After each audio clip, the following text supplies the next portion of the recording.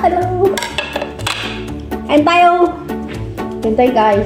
Kumakain na naman dalawang inday. Itlog-itlog lang at mahirap lang kami. Pero may nilaga akong isda. Lamig. Kain tayo guys. Kain tayo. Kain tayo lisngag. Kain tayo Ivan. Makain na sila. Anong ulam mo lisngag?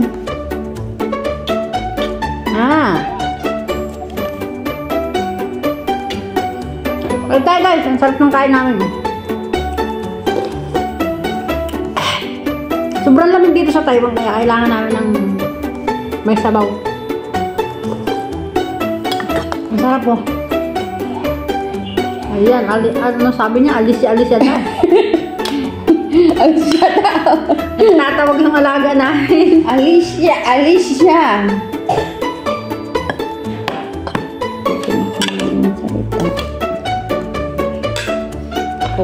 Pupunta ko sana yung biglang huminto.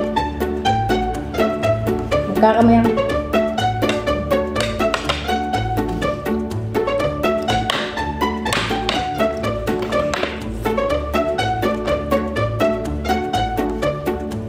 Sarap magkamay na. Kain tayo! Ano yung alin nito?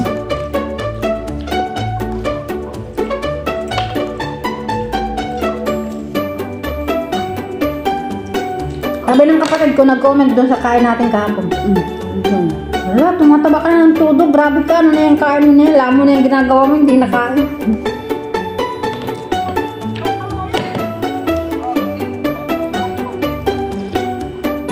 Mahalang itlog na yan. Dalawang sila ang pinagluto ko lang. Sarap! Kahit ang ulam naman, simpleng ulam lang, itlog. Para sa akin, pinakamasarap na yun. Pero hindi ito pwede doon sa mga sosyal. Para pang mahirap lang talaga doon. Pangmasang pagkain.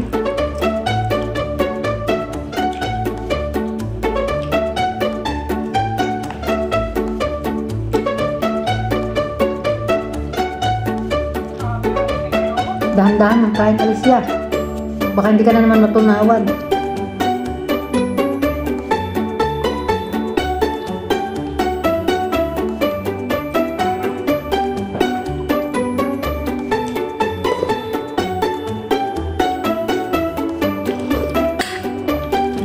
Sarap talaga ng nilaga na isda. Hindi ito sinigang, nilaga at sa kamatis. Tapos nilagyan ng yun, nalaman ko na kung ano. Biglang sumagi sa isipan ko, alam ko na kung anong Tagalog dito, labanos. Labanos. Ilang araw kong pinag-isipan kung anong Tagalog sa radish. Labanos pala. Alam ko kasi yun, bigla na lang nawawala sa isipan ko. Ibig sabihin, malapit na akong magka-Alzheimer, ganun? No! At ako nakakalimutan ko din.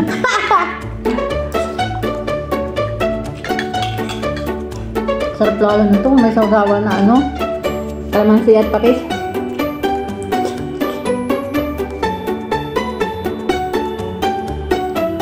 Sarap talaga ng radish dito sa Taiwan. Alam niyo guys, yung radish dito sa Taiwan, 5 pirasong malalaki, ang bili ko ay 30.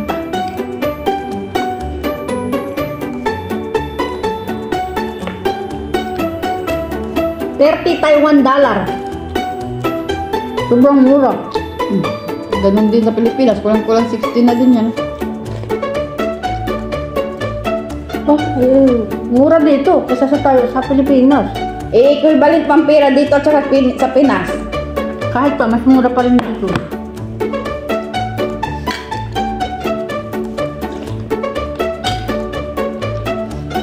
Ay, grabe. Papakain na naman ako ng malaki. Gusto ko pang kumain. Kumain pa. Yung sila.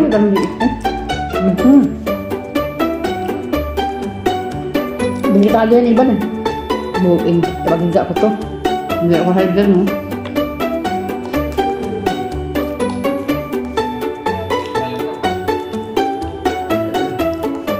Saan sabihan ko?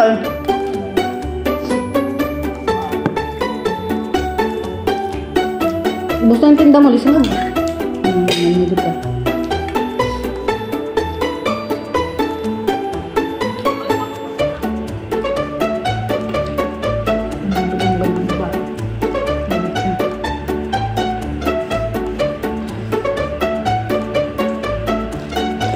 Kita ka. Bata pa yan ng pag-alis mo. Yan yung kapatid ng kaibigan sa New Zealand. Ika-video call kasi kami guys. Habang kami kumakain, ika-video call namin yung pamilya. Anong gulay mo, Da? Anong tinda mong gulay, Da? Kaya akala nyo may kausap kasi kami yung... Walang iba? May kausap siya dun sa kabila. Ako naman, kayo ang kausap ko. Naubos ko yung gulay na puchay, oh. Alam ko naman kasi hindi ka kakain ito. Kaya tinira ko lang ng tinira. Kilala niyo yung gulay na puchay.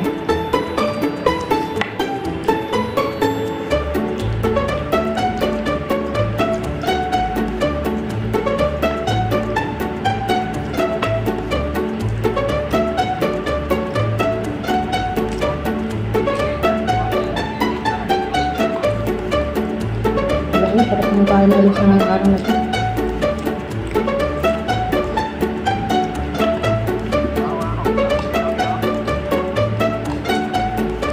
Paborito ko ng gantitlog na ito, may kamatis. Tuluyat. Ayan. Buti naman, nilinis mo na yan. Yung nagdugyot tingnan. Kanina, napakadugyot. Uy, saan ka na?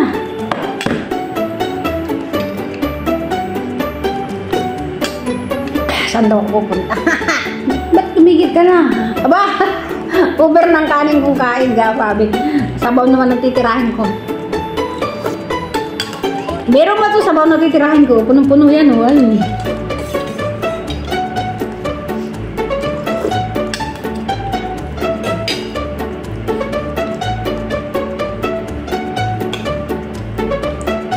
Takot ako sa tinik.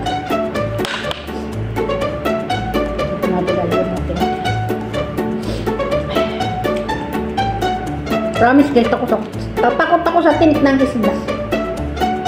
Sino bang hindi takot sa tinik? Ay!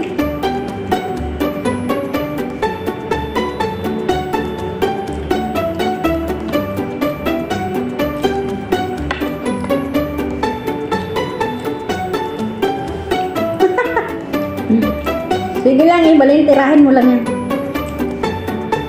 Sarap. Ang sarap.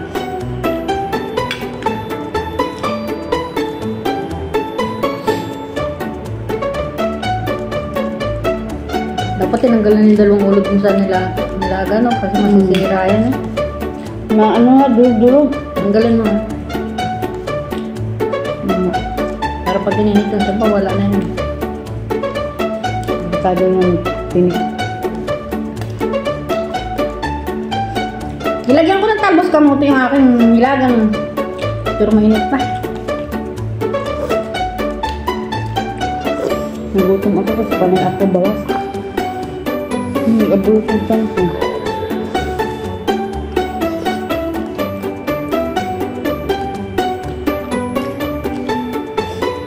Ito yung hit na hit na gulay na ibalin, guys. Talbos kamote. Please nga, ba't ba hindi mo tinuruan si Ibalin kumain ng talbos kamote?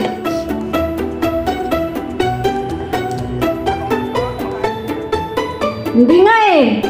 Ayaw na kumain dito. Pinaliktad mo.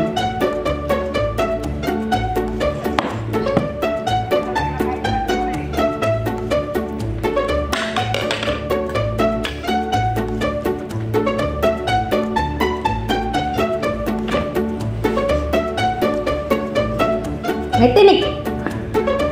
Natakot ako sa tinik. Thanks God, ilagay ko. Kaya pag ako kumakain guys eh, pinapakiramdaman ko muna bago ko lumuran kasi baka matinik ako ng todo. Ang tamis talaga ng labanos.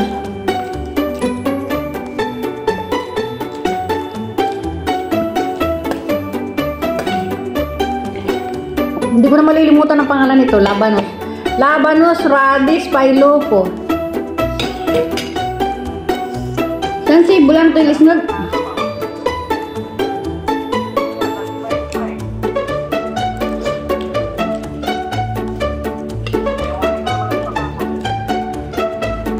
Tumigil kayo sila, papasukin mo yan. Kakakain na yan, pinabalik mo na agad.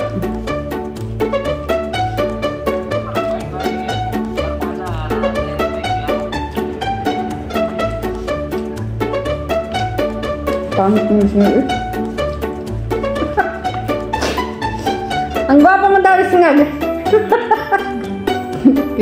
Naiilab na todo sa ibalin.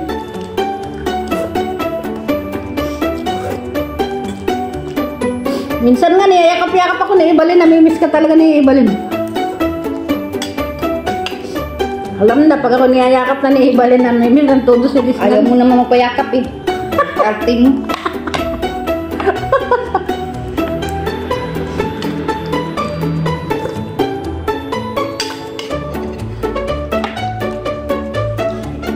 Baya may tinek.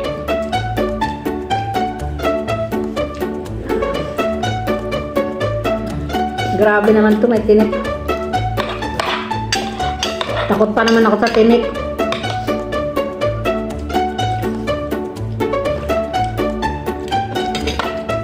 At tamis talaga ng pailopo.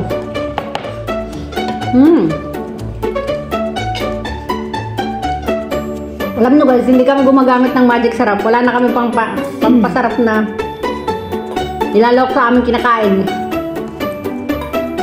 Kaya hiting-hiting na kami ngayon ibalin.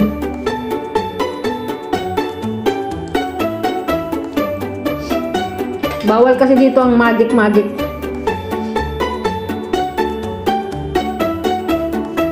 Pero ba't mga natin puro mga mga tiyan. Puro mga sila, puro mga operada. May kumain ng mga expedition. Mahilig kumain ng panis, mahilig kumain ng expired. Ayun, ang side effect. Naoperahan yung kanilang mga bituka.